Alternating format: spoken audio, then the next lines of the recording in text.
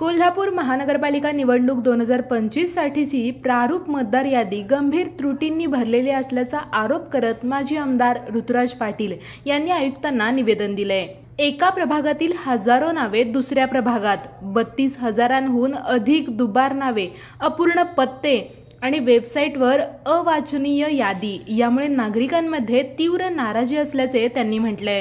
पाटील यांनी चुका प्रशासनाने स्वतःहून दुरुस्त कराव्यात, एकत्रित हरकती स्वीकाराव्यात, हरकतींची मुदत वाढवावी आणि छायाचित्रासह शोधण्यायोग्य यादी तातडीने उपलब्ध करावी अशी मागणी आयुक्तांकडे केली आहे। आज महानगरपालिकेच्या निवडणुकीच्या माध्यमातून आम्ही सगळे इथं आलेलो आहे। प्रारूप यादी ही खऱ्या अर्थानं 7 तारखेला जाहीर होणार होती आणि ती यादी आज 20 तारखेला जाहीर झाली आणि मग 13 दिवस हे खऱ्या अर्थानं ही यादी लेट झालेली आहे आणि मग आता 7 दिवसामध्ये म्हणजे आता राहिलेले 4 दिवस यामध्ये या प्रारूप यादीचं वाचन करावं अशी महानगरपालिकेने निवडणूक आयोगांच्याकडनं हा खऱ्या अर्थानं आदेश आलेला आहे।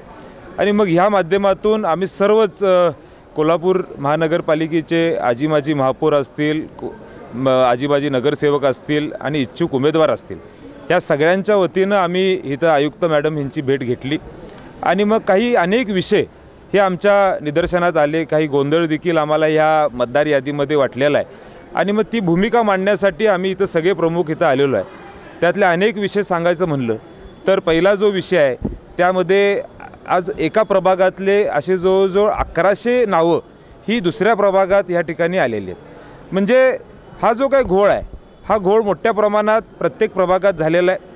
दुबार नावं मोठ्या प्रमाणात आम्हाला या माध्यमातून दिसतात। आज अनेक पत्रकारांनी देखील त्यांच्या पेपरमध्ये ही बातमी दिलेली आहे।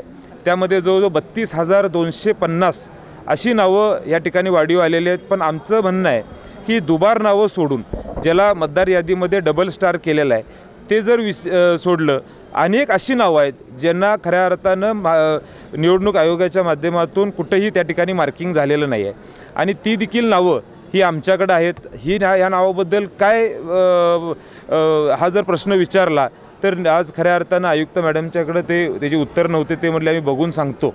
आणि मग अशी अनेक नावं आहेत। मग हे कशासाठी आहे, हा घोळ कशासाठी आहे? तर दुबार नावं 32,250 असतील आणि ही नावं सोडून देखील नावं समोर येत असतील तर हा प्रश्नचिन्ह अनेक उमेदवारांच्या आणि इच्छुक उमेदवारांच्या समोर आज या ठिकाणी आहे। त्यातले असे अनेक विषय आहेत हे खऱ्या अर्थानं आम्ही मांडलेले आहेत। काही कुटुंब ज्यांच्या अनेक कुटुंबामध्ये नावं ही वेगवेगळ्या प्रभागात गेलेली आहेत, त्यानंतर अनेक नावं अशी आहेत जी खऱ्या अर्थानं वेगळ्या वेगळ्या ठिकाणी या ठिकाणी लागलेले आहेत आणि असे अनेक विषय आहेत हे आमच्या समोर आले। आणि मग हे सगळे विषय आज आपण विचार केला तर महानगरपालिकेमध्ये हे आज जे ऑनलाईन त्यांनी अपलोड केलेली मतदार यादी आहे ती मतदार यादी ह्याच्यासमोर कुठलाही फोटो त्या ठिकाणी लावण्यात आलेला नाही आहे। जिल्हा परिषद पंचायत समितीचा विचार केला तर तिथं ह्या मतदार यादीमध्ये ऑनलाईन जे अपलोड केलेले आहे तिथं फोटो आहेत। मग महानगरपालिकेमध्ये तुम्ही जे अपलोड केलेली फाईल आहे त्यामध्ये का फोटो नाही आहेत हा प्रश्न देखील आमच्यासमोर आहे। आणि त्यामुळे अनेक प्रश्न हे विचारण्यासाठी आमचे सगळे प्रमुख आज आयुक्तांच्याकडे आलेले आहेत। त्यात सगळ्यात महत्त्वाचा विषय एवढा आहे की हे जी नावं आहेत ही आज या पद्धतीनं हे जर हरकती पूर्ण होणार नाहीत, त्यामुळे ह्याच्यासाठी देखील मुदतवाढ मिळायला पाहिजे, ही एक महत्त्वाची भूमिका आम्ही मांडायला इथं आलेलो आहे। बाळ, फ्रीजमधून श्रीखंड काढ ना। आम्ही पूर्वी घरीच बनवायचो श्रीखंड, त्याची चवच वेगळी होती। आता काय सगळं रेडीमेड।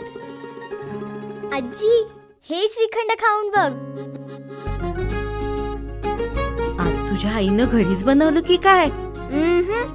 हे आहे गोकुळचं श्रीखंड, अगदी जिभेवर रेंगाळणार। जिभेवरच नाही तर मनावरही रेंगाळणार। गोकुळ श्रीखंड, मनावर रेंगाळणार।